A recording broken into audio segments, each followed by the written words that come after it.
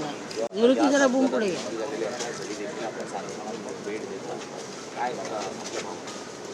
आज मुंबईमध्ये माळी परिवार पिंकीताई या ज्या दादांबरोबर त्या विमानामध्ये होत्या आणि दादांचं दुर्दैवी जे निधन त्या ठिकाणी झालं त्याच्यामध्ये आज सर्व इतर लोकांचं सुद्धा निधन तिथं झालेलं आपण सगळ्यांनी बघितलेलं आहे. पवार परिवार, राष्ट्रवादी परिवार आणि महाराष्ट्र आणि महाराष्ट्राच्या बाहेरचे अनेक लोकसुद्धा आज दुःखात आहेत. या परिवारामध्ये सुद्धा लोक दुःखात आहेत. त्यामुळे जसं परिवार दुःखामध्ये असताना त्याच्यातून आम्ही सावरण्याचा प्रयत्न त्या ठिकाणी करत आहोत, तसंच जाधव परिवार असेल, माळी परिवार असेल, पाठक परिवार असेल, त्याच्याचबरोबर कपूर परिवार, हे सर्व परिवार त्यातून बाहेर येण्याचा प्रयत्न त्या ठिकाणी करत आहेत. त्यामुळे आमची सुद्धा जबाबदारी आहे की त्या परिवाराबरोबर राहून त्यांचं सांत्वन करणं, त्यांच्याबरोबर राहणं, त्यांच्या अडचणी समजून घेणं आणि ज्या ज्या काही अडचणी आपल्याला सोडवता येईल त्यासाठी प्रामाणिकपणे प्रयत्न करणं, तिथं आम्ही सर्वजण लक्ष देऊन आहोत.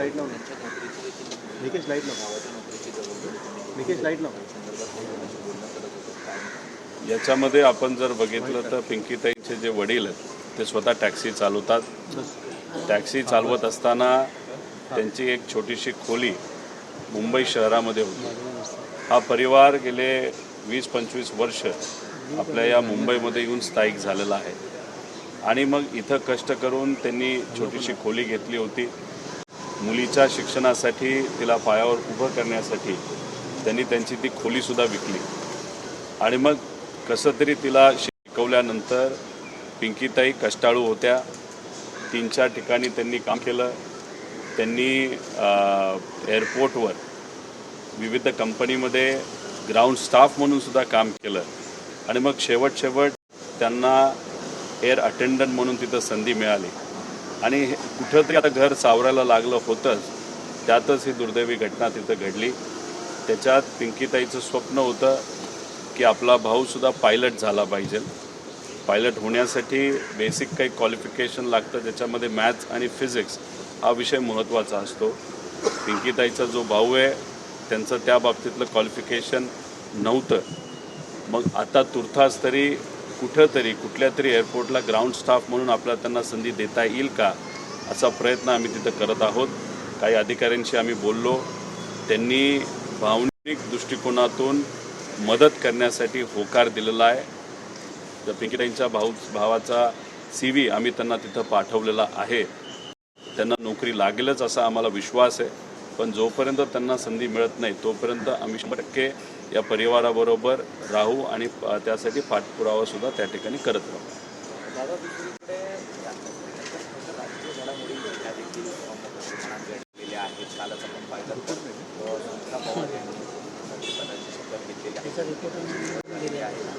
तरी सर्व स्तरावरती खूप घाई केली या सगळ्या गोष्टींसाठी, अशी एक भावना त्या ठिकाणी उमटताना पाहायला मिळते. राजकीय घडामोडीवर मी काही खूप जास्त भाष्य करणार नाही. आम्ही सर्वजण दुःखात आहोत. जोपर्यंत 13 दिवस होत नाही तोपर्यंत राजकीय कुठलीही भूमिका तिथं घ्यायची नाही असं आम्ही ठरवलेलं पण आहे आणि मला असं वाटतं एक परिवारातला व्यक्ती म्हणून ती आमची जबाबदारीसुद्धा आहे. काल सुनित्रा काकींनी, वहिनींनी महाराष्ट्राच्या पहिल्या उपमुख्यमंत्री म्हणून त्यांनी शपथ घेतली, याचा आनंद आहे. पण दुःखात असल्यामुळे शुभेच्छा आणि अभिनंदन हे करता येणार नाही. जसे 13 दिवस संपतील तसं आम्ही स्वतः त्यांना भेटू, त्यांचं अभिनंदन त्या ठिकाणी करू. शेवटी त्यांच्या पक्षाने घेतलेला तो निर्णय आहे.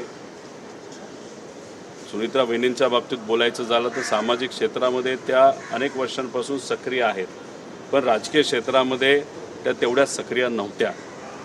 पहिलीच जबाबदारी त्यांच्या खांद्यावर एक दुर्दैवी घटना घडल्यानंतर दादांनंतर ती त्यांच्या खांद्यावर आली आहे. दादांची जागा कुणीच घेऊ शकत नाही हे सगळ्यांना तिथं माहिती आहे. पण सुनित्रा वहिनींकडे बघत असताना आम्ही दादांनाच बघतो आणि त्या खूप चांगल्या पद्धतीने काम करतील असा विश्वाससुद्धा आम्हाला त्या ठिकाणी आहे. राजकारण काय झालं, कसं झालं याच्याबद्दल आज नाही पण 13 दिवस झाल्यानंतर मात्र या बाबतीत आम्ही स्पष्टपणे त्या ठिकाणी भूमिका घेऊ.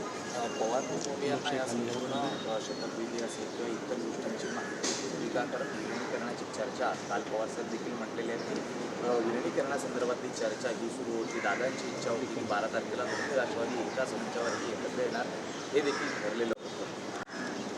त्या पूर्ण प्रक्रियेमध्ये गेल्या 3 ते 3.5 महिन्यामध्ये मी स्वतः होतो. अनेक वेळा दादांना मी भेटलो होतो. दादांबरोबर काय संभाषण झालं, कसं झालं हे आज या ठिकाणी मी सांगणार नाही. 13 दिवस होऊ द्या, या बाबतीत मी स्पष्टपणे त्या ठिकाणी सांगेन. काल पार्थ पवार सुद्धा बारामतीत बैठक झाली होती. शरद पवार आणि पार्थ पवार कुठेतरी विलगीकरणासाठी पॉझिटिव्ह असल्याची सुद्धा वाटतं. हे बघा, मी एवढंच सांगतो, काल आम्ही सर्वजण जे एकत्रित होतो त्या सर्व वेळेमध्ये पार्थ असताना आणि पार्थ नसताना कुठेही राजकीय चर्चा झाली नाही. आम्ही सर्वजण दुःखात आहोत. कौटुंबिक चर्चा झाली, बाकी दुसरी कुठलीही चर्चा ही काल झाली नाही. आणि 13 दिवस होईपर्यंत पवार परिवारामध्ये कुठेही राजकीय चर्चा होणार नाही.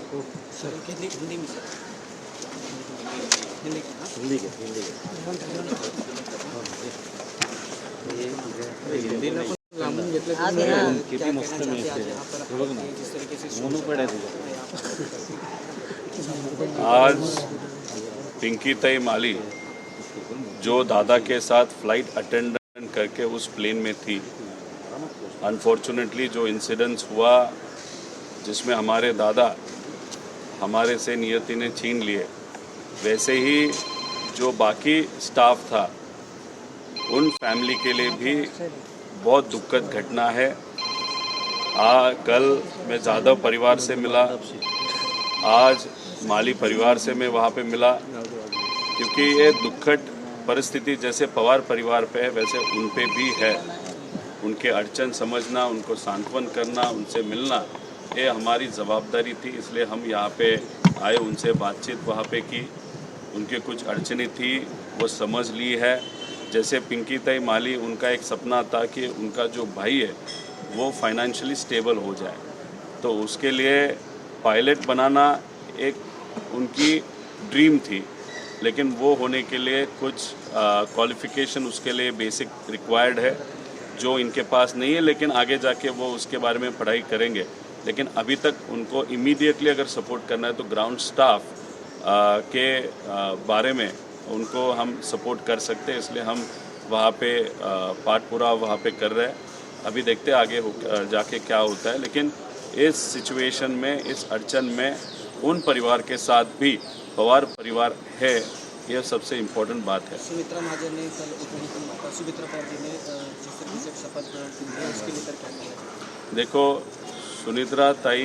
सुनीता वहिनी या महाराष्ट्र के पहला उप मुख्यमंत्री बने हैं, उस बारे में हमको आनंद है.